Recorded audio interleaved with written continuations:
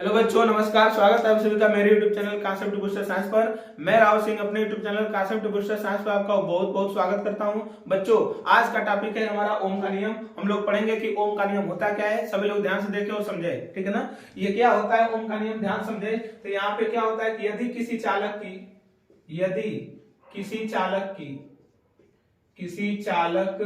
की भौतिक अवस्था,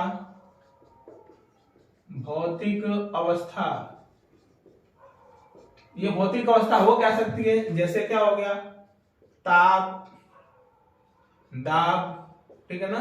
ताप हो गया, दाब हो गया, ठीक है ना, इत्यादि। यदि किसी चालक की भौतिक अवस्था ताप, दाब इत्यादि जो होता है, या फिर होता है धातु की प्रकृति में हो सकती है, में कोई परिवर्तन न किया जाए, में कोई परिवर्तन न किया जाए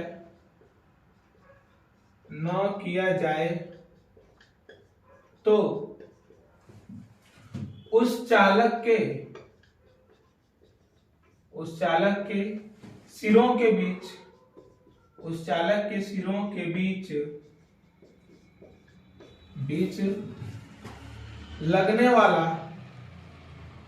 लगने वाला विभवांतर, उस चालक के सिरों के बीच लगने वाला विभवांतर, उसमें बहने वाली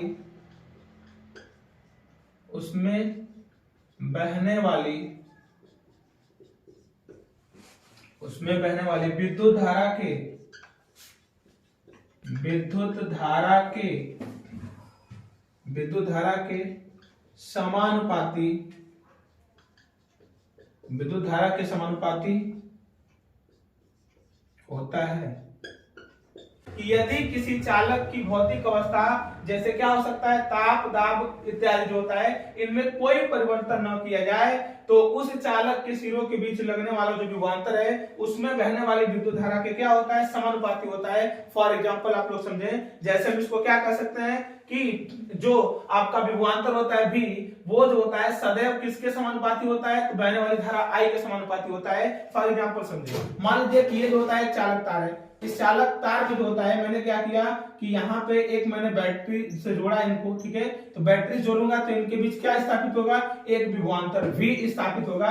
और ये बैटरी जब जोड़ेंगे तो इसमें क्या बना शुरू होगा, विद्युत धारा। तो वही कह रहा है कि यदि किसी चालक के सिरों के बीच, ठीक है ना, यदि किसी चालक जो होता है, इसके जो होता है भौतिक अवस्था में, ये चालक जो है वही रहे, उसकी भौतिक अवस्था जैसे क्या हो गया, ताप, दाब होता है, मोटाई हो गई, ठीक है ना, या फिर इसकी प्रकृति होगी, इसमें कोई चीज परिवर्तन न किया जाए तो क्या होगा, उनके सिरों के बीच विभवांतर, इसमें बहने वाली धारा के क्या होता है, समानुपाती होता है। तो इसका फार्मूला क्या होगा, V is directly proportional to I, या फिर लिख सकते हैं V इक्वल टू क्या हो जाएगा, R इंटू I, ठीक है। तो ये R क्या होता है, थोड़ा समझिए, लिखेंगे यहां पर, जहां